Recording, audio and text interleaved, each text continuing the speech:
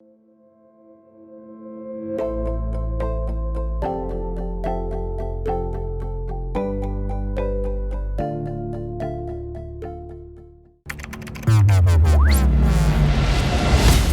you know that typical detective work?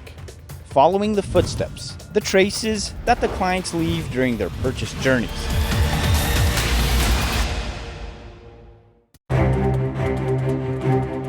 In the universe of digital disruption, there is a name for that. Customer value chain, which represents the consumer's decision-making process. CVC is used to map and view the client's activities. Some create value to the consumer, and others not so much. In the case of video games, the players choose, buy, and play. The incumbent companies, such as Electronic Arts, offer these activities as a bundle. And that is where the startups found the chance to compete with established companies.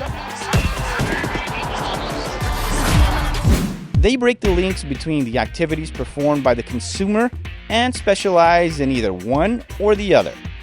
This phenomenon is called decoupling, and it happens in many different industries.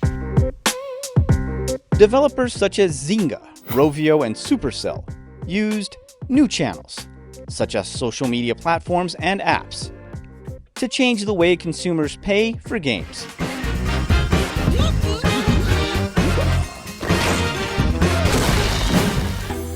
The strategy is to develop their own content and provide free online games. That means consumers no longer need to pay around $40 to play, separating these activities from the customer value chain. Another example is the startup Trove, that gives consumers a radically new way to protect the things they own, enabling people to protect whatever they want, wherever they are, for however long they need, and only pay for the protection they use.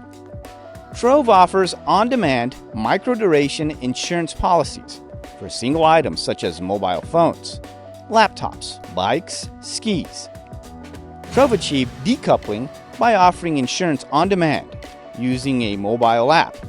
Consumers no longer needed to execute the initial steps of comparing policies, requesting quotes, and submitting documents to have a policy written out for them.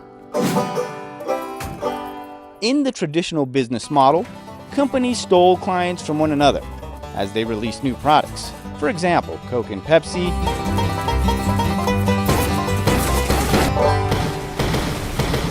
BMW, and Mercedes. In digital disruption, you don't steal clients, you steal activities. For example, Sephora is a beauty company that enables consumers to try, buy, and repurchase beauty products. But the consumers had to visit their stores to test their merchandise. Birchbox was created in 2010 and did not try to replace all the Sephora's activities. Only one specific activity, which is the product trial, making it more convenient for the consumer that by subscribing to the service, gets a box of sample-sized products at home. That means Sephora still has their clients. They still go to the store to buy the products. But now Birchbox owns the share of customers that like to test products. So technically, they are sharing customers. But it isn't easy to prove the success of these companies' business models. Birchbox struggled in 2016 because it still was not profitable, which made it hard to continue getting investment funds, leading to budget and staff cutoffs. Trove is growing, but it needs to find ways to monetize their business. This is not an easy task. The Spanish delivery startups Glovo, for example, left Brazil after 1 year. They claimed that to be successful, they required more investment, since they had tough competition in iFood, Uber Eats, and Rappi, companies that received large investments. So the question is, how can companies that rely on the customer value chain and decoupling grow profitably without the need for investors' money?